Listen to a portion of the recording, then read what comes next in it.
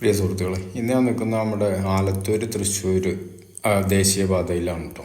ഇന്ന് ഞാനിവിടെ ഒരു പ്രത്യേക കാര്യം നിങ്ങളെ അറിയിക്കാൻ വേണ്ടിയിട്ടാണ്. നമ്മുടെ ഫോറസ്റ്റ് ഡിപ്പാർട്ട്മെൻറ്റിൻ്റെ ജാഗ്രതയും അവരുടെ ഓരോ ചടുലതയും അവരുടെ ജോലിയിലുള്ളൊരു ആത്മാർത്ഥതയും എത്രത്തോളം ഉണ്ട് എന്നത് നിങ്ങളൊന്ന് അറിയിക്കാൻ വേണ്ടിയിട്ടാണ് ഞാനിപ്പോൾ ഇവിടെ ഒരു വീഡിയോ ഇടുന്നത്. കാരണം നമ്മൾ ഈ ഫോറസ്റ്റ് ഡിപ്പാർട്ട്മെൻറ്റിൻ്റെ ഓരോ കാര്യങ്ങളെക്കുറിച്ചും അത്രയധികം ഉൾക്കൊള്ളാൻ നമ്മളെ കൊണ്ട് കഴിഞ്ഞു എന്നതുകൊണ്ട് മാത്രമാണ് നമ്മളിങ്ങനെ ഒരു വീഡിയോ ഇവിടെ ചെയ്യാൻ കാരണം കേട്ടോ.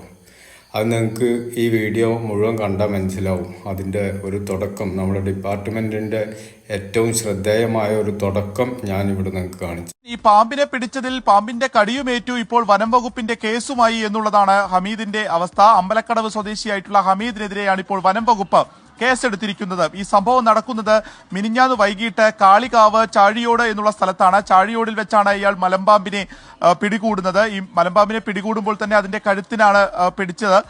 അതിനുശേഷം ഈ ശ്രദ്ധയൊന്ന് തെറ്റിയ സമയത്ത് ഈ മലമ്പാമ്പ് ഹമീദിന്റെ കൈക്ക് കടിക്കുകയായിരുന്നു. ഈ കൈക്ക് കടിയേറ്റ ഉടൻ തന്നെ ഹമീദ് ഈ പാമ്പിനെ വിടുകയും പാമ്പ് ഇഴഞ്ഞു പോവുകയും ചെയ്തു.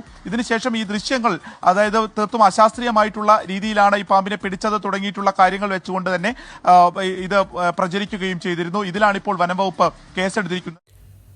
അപ്പോൾ നിങ്ങൾ കേട്ടല്ലോ, ഫോറസ്റ്റിൻ്റെ ജോലിയുള്ള ഒരു ആത്മാർത്ഥത, ഒരു ശുഷ്കാന്തി. പാമ്പിനെ പിടിച്ച് ശാസ്ത്രീയമല്ല, അതിനെ പിടിച്ചപ്പോൾ അതിനെ വേദനിപ്പിച്ചു. ഇതൊക്കെയാണ് കേസിന് കാരണം. ഈ മലമ്പാമ്പ് എവിടെ താമസിക്കുന്ന ജീവിയാണ്? ശരിക്കും മലയിൽ താമസിക്കുന്ന ജീവിയാണ്. അതുകൊണ്ടാണ് അതിനെ മലമ്പാമ്പ് എന്ന് തന്നെ പേര് വന്നിട്ടുള്ളത്. ഇന്നിപ്പോൾ ഈ പാമ്പുകളൊക്കെ യഥേഷ്ടം നാട്ടിലാണ്, കാട്ടിലല്ല. അപ്പോൾ ഒരു പാമ്പിനെ പിടിക്കുന്ന വീഡിയോ സമൂഹ മാധ്യമത്തിൽ കണ്ടാൽ സ്വയം കേസെടുത്ത് അറസ്റ്റ് ചെയ്യും. സംഗതിയൊക്കെ നല്ല തന്നെയാണ്. കാരണം പാമ്പിന് ഫോറസ്റ്റുകാരെ കാണാനോ കേസ് കൊടുക്കാനോ ഒന്നും കഴിയില്ല.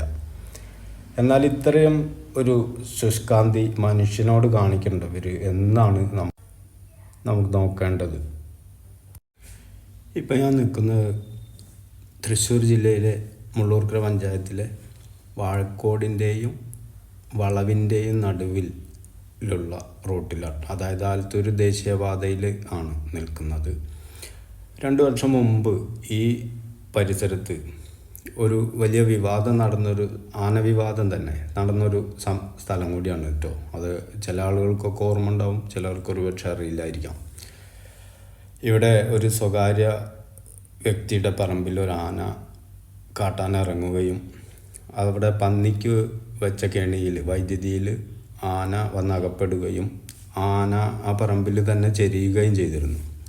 അപ്പോൾ ആ ചെരിഞ്ഞ ആനയെ അദ്ദേഹത്തിൻ്റെ കിണറിൽ തന്നെ കുഴിച്ചു മൂടുകയും അതിനുശേഷം അവിടെ കുഴിച്ചു മൂടാൻ വന്ന ആളുകൾ ഈ ആനയുടെ ഒരു കൊമ്പെടുത്ത് വിൽക്കാൻ പോവുകയും ആ കൊമ്പ് വിൽക്കാൻ പോയപ്പോൾ അത് പിടിക്കുകയും ഒക്കെ ചെയ്തിരുന്ന ഒരു വിവാദപരമായ ഒരു സ്ഥലമാണിത് കേട്ടോ. അപ്പോൾ അതൊന്നുമല്ല ഇവിടെ വിഷയം. ഈ ഒരു പരിസരത്ത് ഇപ്പോഴും സ്ഥിരമായി കാട്ടാന ഇറങ്ങി റോട്ടിലൂടെ കിലോമീറ്ററുകളോളം സഞ്ചരിച്ചുകൊണ്ടിരിക്കുകയാണ്.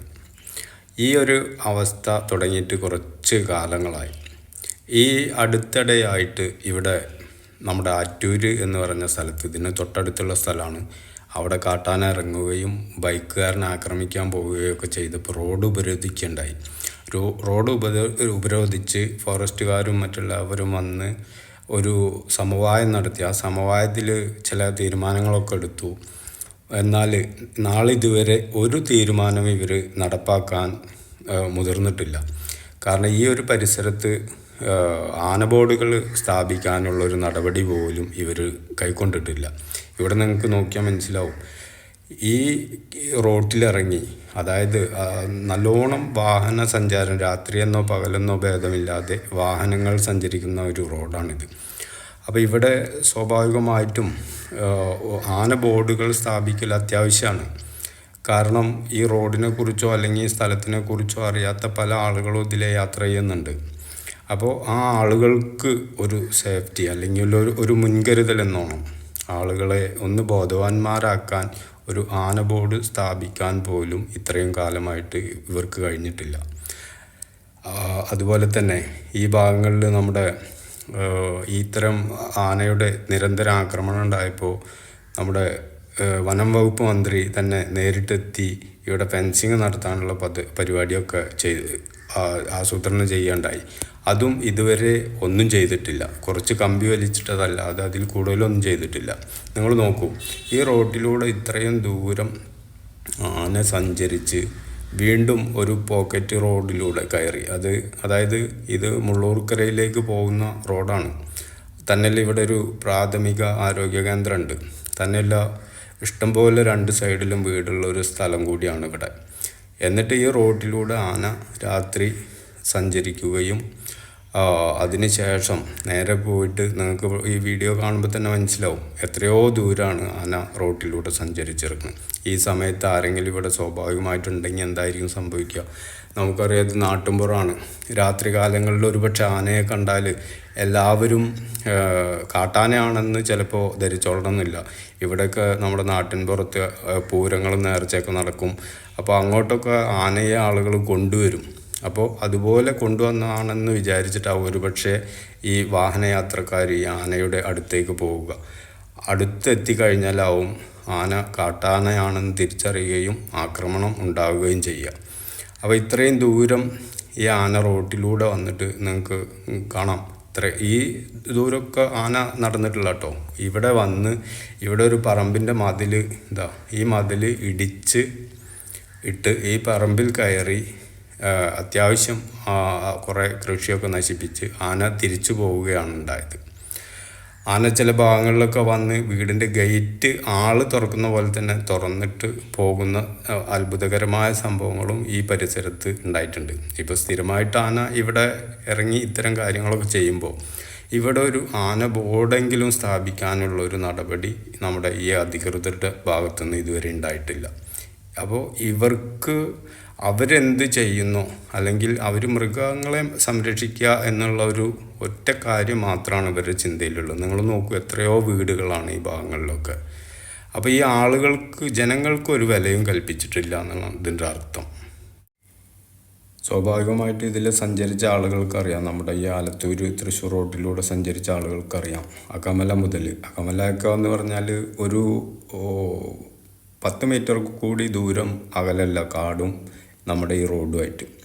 അതുപോലെ തന്നെ ഒട്ടുമിക്ക ഭാഗങ്ങളിലും 1/2 കിലോമീറ്റർ അതല്ലെങ്കിൽ 1 കിലോമീറ്റർ 2 കിലോമീറ്റർ എന്നിങ്ങനെ ദൂരത്തിലാണ് ഈ റോഡും കാടുമായിട്ട് സ്ഥിതി ചെയ്യുന്നത്.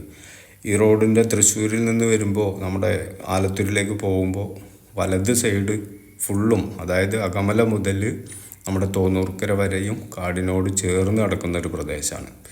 അപ്പോൾ ഈ പ്രദേശത്ത് അത്യന്താപേക്ഷിതമായിട്ട് ആന ബോർഡുകൾ വയ്ക്കുക, അതുപോലെ തന്നെ ഫെൻസിങ് നടത്താനുള്ള അതിൻ്റെ പരിപാടികൾ ഒന്ന് വിപുലമാക്കി ചെയ്യുക. ജനങ്ങളോട് ഒരു അല്പമെങ്കിലും സ്നേഹമുണ്ടെങ്കിൽ നമ്മുടെ ഈ ഫോറസ്റ്റ് അധികാരികൾ ഇത്തരം കാര്യങ്ങൾക്ക് ബന്ധപ്പെട്ട് ഉടനെ നടപടികൾ സ്വീകരിക്കണം എന്നാണ് ഈ അവസരത്തിൽ ഒന്ന് അറിയിക്കാനുള്ളത്. അപ്പോൾ അവസാനമായി പറയാനുള്ള ഒന്നാണ്, നിങ്ങൾ മൃഗങ്ങളോട് കാണിക്കുന്ന പട്ടിയോടും പല്ലിയോടും പാറ്റയോടും നായയോടും പട്ടിയോടും ഒക്കെ കാണിക്കുന്ന ആ ഒരു പരിപൂർണമായ സ്നേഹം കാണിച്ചില്ലെങ്കിലും അതിൻ്റെ ഒരു ചെറിയൊരു അംശമെങ്കിലും മനുഷ്യന്മാരോട് കാണിച്ച് ആ മനുഷ്യന്മാരുടെ സ്വത്തിനും അതുപോലെ തന്നെ ജീവനും അതുപോലെ തന്നെ കൃഷികൾക്കൊക്കെ ഭീഷണിയാവുന്ന ഇത്തരം സന്ദർഭങ്ങളെ അതിജീവിക്കാൻ പറ്റാവുന്ന തരത്തിലുള്ള ഏതൊരു കാര്യം ഒരു പ്രഹസനാകരുത്. അത് ജനങ്ങൾക്ക് പ്രയോജനപ്പെടുത്തുന്ന രൂപത്തിൽ ഇടപെട്ട് കാര്യങ്ങളൊന്ന് നടത്തിത്തരും എന്ന് പ്രത്യാശിക്കുന്നു. ഓക്കെ.